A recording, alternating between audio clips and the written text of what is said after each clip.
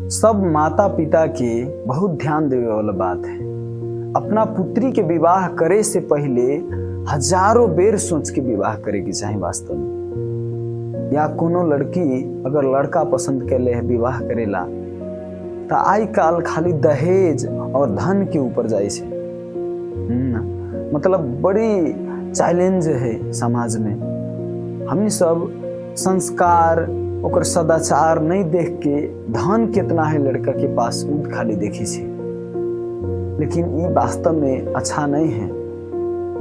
सबसे पहले विवाह करे से पहले अहाँ के लड़का सदाचारी है कि नहीं, संस्कारी है कि नहीं, ये देखल बहुत जरूरी है। अगर ये है और यहू में अगर कृष्ण भक्त है, राम भक्त है, तो ये सब सर्वोत्तम और सर्वोत्तम श्रेष्ठ है सबसे।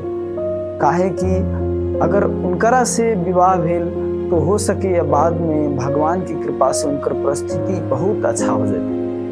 लेकिन कितनों भी धनिक व्यक्ति से विवाह कर दियो, लेकिन अगर उत्पाती लड़का है तो सारा धन के भी बर्बाद कर देत, अपना अहाँ के पुत्री के भी बर्बाद कर देत।